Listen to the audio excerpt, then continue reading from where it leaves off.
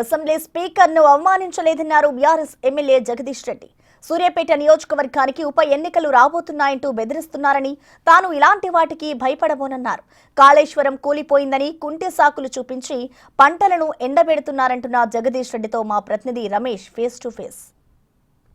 జిల్లాలో ఎండిన పంట పొలాల్ని పరిశీలిస్తున్నారు మాజీ మంత్రి సూర్యాపేట ఎమ్మెల్యే జగదీష్ రెడ్డి. మనతో మాట్లాడడానికి జగదీష్ రెడ్డి ఉన్నారు. చెప్పండి, మొత్తం మీద ఫీల్డ్ విజిట్ గత కొన్ని రోజుల నుంచి కూడా పంటలు ఎండిపోతున్నాయని కూడా క్షేత్రస్థాయిలో పరిశీలనకు రావడం జరిగింది. ఏంటి రైతులు ఏం చెప్తున్నారు, ఇలా రైతులు ఏం చెప్తున్నారు అనేది నేను చెప్పడం కంటే మీరు ప్రత్యక్షంగా వారితో మాట్లాడడమే మంచిది. మీరు ఇప్పుడు ఇంతకుముందు చెప్తున్నప్పుడు కూడా మీరు విన్నారు. ఇప్పుడు దాదాపు మనం 2.5 గంటల పైన అయింది మనం అక్కడి నుంచి ప్రయాణం ప్రారంభం చేసి. దారి పొడవున ఎంత హృదయ విదారకంగా కనిపిస్తుందో మీరు కూడా చూసినారు, మీ కళ్ళ తెలుసు, స్వయంగా మీ కెమెరాలో కూడా తీసినారు. ఎక్కడ 100 ఎకరాలలో ఎట్లా మేకలు గొర్రెలు ఎట్లా మేస్తున్నాయి, పశువులు ఎట్లా మేస్తూ ఉన్నాయి, ఎట్లా ఎండిపోయి ఉన్నాయి మనం చూస్తూ ఉన్నాం. ఇది ఇప్పుడే కాదు, దాదాపు నెల 15 రోజులుగా నేను ఈ పొలాల వెంట తిరుగుతున్నా, ప్రభుత్వం దృష్టికి తీసుకుపోతున్నా. ప్రతిపక్ష శాసనసభ్యుడిగా నా బాధ్యత నేను నెరవేరుస్తూ ఉన్నా. నేను ప్రభుత్వాన్ని డిమాండ్ చేసినా, రిక్వెస్ట్ చేసినా, దండం పెట్టి చెప్పిన, మా మీద కోపంతో రాజకీయాలను దృష్టిలో పెట్టుకొని కేసీఆర్ మీద కక్షతోని కాళేశ్వరం ఆపి కాళేశ్వరం నీళ్ళు తేకుండా ఈ పొలాలను ఎండబెట్టకండి, రైతాంగాన్ని నాశనం చేయకండి అని చెప్పి పదే మొత్తుకున్నాను. నేను ఛాలెంజ్ కూడా చేసిన ఒక దశలో, మాకు కేసీఆర్కి అప్పచెప్పండి, కాళేశ్వరం 3 అంటే 3 రోజుల్లో నీళ్ళు తీసుకొచ్చి పొలాలు తడుపుతా అని చెప్పిన నేను. ఉత్తమ్ గారు నీ నియోజకవర్గం కోదాడకు కూడా తీసుకొస్తా నీళ్ళు అని చెప్పినాను నేను. ఇంత స్పష్టంగా చెప్పినాం మేము. ప్రభుత్వం నుంచి స్పందన లేదు. ఇదే విషయాన్ని రైతాంగం నేను వచ్చిన ప్రతి సందర్భంలో నా దగ్గర ప్రస్తావించారు. సార్ మీరు అసెంబ్లీలో కొట్లాడాలి, మాకు నీళ్ళు ఇప్పియాలి, ఎట్లనైనా మాకు ఏది తెలియదు, మీరు నీళ్ళు ఇప్పియాలి అని చెప్పి నేను అదే విషయాన్ని అసెంబ్లీలో ప్రస్తావించిన. కానీ ప్రభుత్వం నేను చెప్పేది అబద్ధం అని చెప్పి నన్ను సస్పెండ్ చేశారు. నేను మళ్ళీ అదే పొలాలకు రావాలని వచ్చిన. మరొకసారి ఈ ప్రపంచాన్ని చూపించాలి నేను మాట్లాడింది ఎంత నిజమో, నేను మాట్లాడింది ప్రజల బాధ తప్ప నా బాధ కాదు అనే విషయాన్ని మరొకసారి ప్రపంచాన్ని చూపించాలని మళ్ళీ కూడా నేను ఇక్కడ. అంటే మీరు అసెంబ్లీలో రైతుల గురించి మాట్లాడినందుకు సస్పెన్షన్ కాదు, ఒక దళిత స్పీకర్ పట్ల కూడా అమర్యాదగా మాట్లాడినందుకు కూడా సస్పెండ్ చేసినాం అనుకుంటే అందరూ చూసినారు, ఈ ప్రపంచం అంతా చూసింది. బహుశా మీరు తెలుగువారే కాబట్టి మీరు కూడా చూసినారు. ఒక అక్షరం తప్పుందా? నేను స్పీకర్ గారిని మీరు అనే తప్ప ఇంకో మాట మాట్లాడినా? రేవంత్ రెడ్డి భాష నేనేమైనా మాట్లాడినా? నా భాషలోనే నేను మాట్లాడినా. నా భాష ఎప్పుడు ఏ క్షణం కూడా తప్పు పట్టలేరు. నేను చాలా కాన్షియస్గానే ఉంటాను. నాకు ఆ భాష రాదు, మొదలు రేవంత్ భాష నాకు రాదు. అంటే బాధ అనిపిస్తుందా ఇవాళ? ఎందుకంటే అసెంబ్లీలో మాట్లాడాల్సిన మీరు ఇవాళ సస్పెండ్ అయ్యి కూడా రైతుల పక్షాన తిరుగుతున్నారు, ఏమనిపిస్తుంది?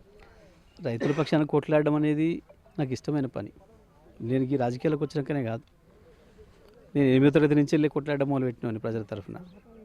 ఈ కొట్లాట నాకు కొత్త కాదు, కొట్లాట అంటే నాకు భయం కాదు. కానీ ఈ ప్రభుత్వం ఇంత దుర్మార్గంగా జరుగుతున్న దాన్ని జరగనట్టు ప్రజల కళ్ళకు గంతలు కట్టి తప్పించుకోవాలని చూడడం, ప్రభుత్వం చేసిన పాపం ప్రజలకు శాపంగా అవ్వడం అనేది బాధాకరం. ఎందుకంటే ఇది ప్రకృతి చేసిన అయితేనేమో ఎవరేమేం చేస్తాం అనుకుందాం, మన చేతులు లేదని అనుకుందాం. కానీ ఇది కేవలం ప్రభుత్వమే చేసింది. మొత్తం రైతాంగం చెప్పారు, మీరు వింటున్నారు ఉదయం నుంచి. ఎక్కడ పోయినా ఒకటే మాట, ప్రభుత్వం నీళ్ళు ఇస్తారని చెప్తేనే మేము పెట్టుకున్నాం అనే మాట. మా రైతాంగానికి తెలుసు వ్యవసాయం ఎట్లా చేయాలను. ఎప్పుడు కూడా ప్రతి సంవత్సరం గతంలో వానాకాలం 3 ఎకరాలు పెడితే ఎండాకాలం ఎకరమే పెట్టేటోడు యాసంగి. ఎప్పుడైనా నేను రైతుగా నేను కూడా అంతే, నా వ్యవసాయం చిన్ననాటి నుంచి నేను వ్యవసాయం చేసినాడు కూడా. ఎందుకంటే సామెత ఉంటుంది, వానాకాలం చేసి చేడాలి, యాసంగి చేయక చేడాలి అని చెప్పి. ప్రతి ఊర్లో ప్రతి రైతు నోట్లో ఉంటుంది ఈ సామెత. కానీ గత 4 సంవత్సరాలు కేసీఆర్ వచ్చిన తర్వాత, కాళేశ్వరం కట్టిన తర్వాత వానాకాలం యాసంగి తేడా లేకుండా 2 పంటలు కూడా బ్రహ్మాండంగా పండించారు మొత్తం రైతాంగం. వాస్తవానికి జాలువారినాయి ఈ పొలాలన్నీ. గతంలో ఇవి మెట్ట పంటలు, కానీ నీళ్ళు వచ్చినాయి సరిపోను, పైన పొలాలు చేస్తే కింద జాలు పడుతున్నాయి. అప్పుడు ఆ పరిస్థితి ఎలా ఉండే, ఇప్పుడు ఈ పరిస్థితి రావడానికి ప్రధాన కారణం ఏమంటారు? ఓన్లీ రేవంత్ రెడ్డి ప్రభుత్వం, వేరే ఏమి లేదు. రేవంత్ రెడ్డికి నీళ్ళు ఇవ్వద్దని ఏముంటుందండి? 100% కదా. కాళేశ్వరం కూలిపోయింది అని అబద్ధం చెప్పారు ప్రజలకి. ఇప్పుడు ఆ కాళేశ్వరం ప్రారంభం చేసినా తప్ప ఈడ నీళ్ళు రావు. కాళేశ్వరం ప్రారంభం చేయకుండా ఈడ పెడుతున్నారు. అర్థం కాదు ఏముంది, బ్రహ్మ పదార్థం ఏముంది దీంట్లో అర్థం కాదు. మీరు ఇప్పుడు ప్రస్తుతం సూర్యాపేట ఎమ్మెల్యేగా మీకు ఇంకో విషయం కూడా చెప్పాలి. ఏదైతే ముందేమో కాళేశ్వరం లేదు అని చెప్పినాం ఇది మళ్ళీ వారు కాళేశ్వరం ప్రారంభం చేసి నీళ్ళు ఇస్తే మనం అబద్ధం చెప్పినట్టయితే తెలిసిపోద్దని చెప్పి మొదలు అనుకున్నారు.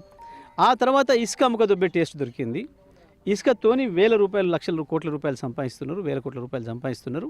ఇక ఇదే మంచిగా ఉంది అని చెప్పి మొత్తం రైతాంగాన్ని మీరు సూర్యాపేట ఎమ్మెల్యేగా ఉన్నారు, మొత్తం కూడా పంటలు ఎండిపోతున్నాయి, క్షేత్రస్థాయిలో పరిశీలిస్తున్నారు. కానీ ఇక్కడ నీటిపారుదల శాఖ మంత్రిగా ఉత్తమ్ కుమార్ రెడ్డి ఉన్నారు. మీరు ఎప్పుడైనా ఉత్తమ్ కుమార్ రెడ్డి దృష్టికి వెళ్ళి పంటలు ఈ విధంగా ఎండిపోతున్నాయి, మన జిల్లాలో ఈ విధంగా కరువు వచ్చిందని మాట్లాడలేకపోయారు? 100 సార్లు మాట్లాడినా చెప్పినా పబ్లిక్గా చెప్పినా మనుషులకు ప్రత్యేకంగా పోయి చెప్పే అక్కర్లేదు. ప్రజా జీవితంలో ఉన్న మీడియా రోజు చూస్తున్నారు, అందరికీ చెప్పినా, కలెక్టర్ దృష్టికి తీసుకొచ్చిన, కలెక్టర్తో 10 సార్లు మాట్లాడినా. అంటే రాజకీయంగా కాక జిల్లా మంత్రి కాబట్టి నీటిపారుదల రాజకీయం చేయలే. నేను వాళ్ళలాగా ఉత్తరాల డ్రామాలు చేయను.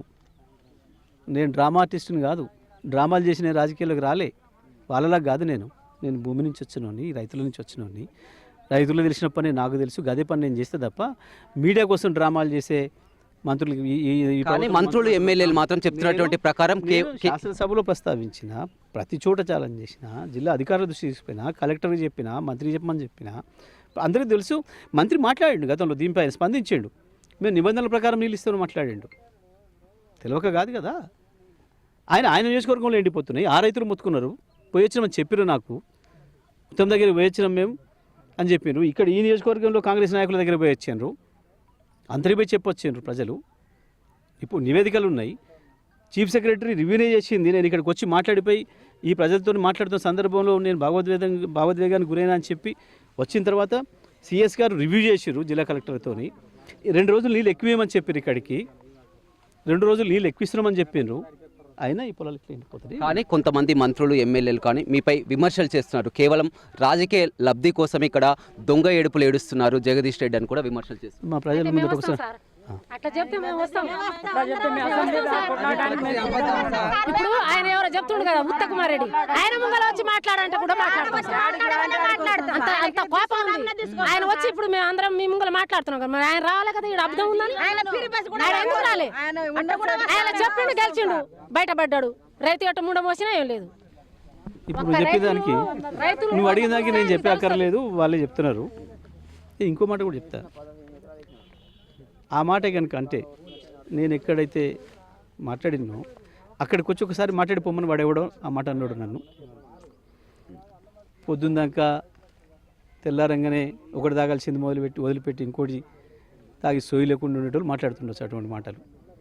చెత్తనాయల మాటలు నేను పట్టించుకోదలుచుకోలేదు. ఇప్పుడు ప్రధానంగా మీ డిమాండ్ ఏంటి, ఏం కోరుతున్నారు? ఎట్టి పరిస్థితులలో నిన్న ఉత్తమ్ కుమార్ ఏదో దేవాదలో నీళ్ళు తెస్తానన్నాడు అని చెప్పి నాకు మిత్రులు చెప్తున్నారు. నేను చూడలేదు. కానీ నువ్వు దేవాదలో తీసుకురా, ఆల్మట్టి తీసుకురా, లేకపోతే తుమ్మిడిహట్టి తీసుకురా, ఎక్కడైనా తీసుకురా. ఉన్న పొలాలను బతికించే ప్రయత్నం చేయి. పోయిన పొలాలకి, నష్టపోయిన పొలాలకి నీదే బాధ్యత. ఎందుకంటే నీళ్ళు ఇస్తామని చెప్పారు కాబట్టే పొలాలు పెట్టుకున్నామని చెప్పి రైతాంగం స్పష్టంగా చెప్తున్నారు. ఎకరానికి 30,000 రూపాయలు ఇవ్వాలని చెప్పి నేను డిమాండ్ చేస్తూ ఉన్నా. వెంటనే సూర్యాపేట జిల్లా కలెక్టర్కి ఆదేశాలు ఇవ్వాలి, ఎన్యూమరేషన్ చేయించాలి.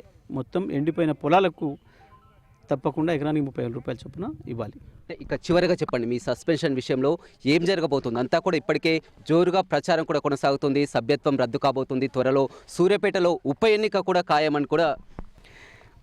నేను ఈ రాజకీయాల కొరకు, ఓట్ల కొరకు కేవలం వచ్చినని కాదు, ఈ ఉడత బెదిరింపులకు భయపడటని కాదు. నేను నా సంగతి తెలియక మాట్లాడుతున్నట్టున్నారు.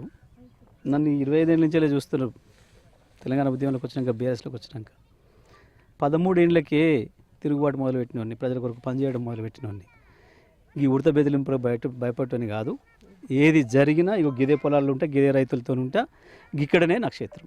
రైట్, చూడొచ్చు క్షేత్రస్థాయిలో గత కొన్ని రోజుల నుంచి కూడా పంటలు ఎండిపోతున్నాయి. పంటలు ఎండిపోవడానికి ఇక్కడ మొత్తం పూర్తిగా అసమర్థతే. గతంలో ఇక్కడంతా జాలువారినటువంటి పొలాలు, ఎస్ఆర్ఎస్పి జిల్లాలతో మొత్తం కూడా పంటలు పండేది. పూర్తిగా రైతులు కరువు బారిన పడి పంటలు ఎండిపోతున్నా కానీ ఇక్కడ పట్టించుకునే నాదుడే లేరు. అదేవిధంగా ఇటీవల గురైనటువంటి సస్పెన్షన్, రైతుల పక్షాన మాట్లాడినందుకే తనను సస్పెండ్ చేయడం జరిగింది. కానీ సస్పెండ్ పరిధులు కాదు, ఒకవేళ వచ్చినా కానీ మంత్రులే దీనికి పూర్తిగా బాధ్యత వహించాలని కూడా మాజీ మంత్రి జగదీష్ రెడ్డి చెప్తున్నారు. రవితో రమేష్, బిగ్ టీవీ, సూర్యాపేట.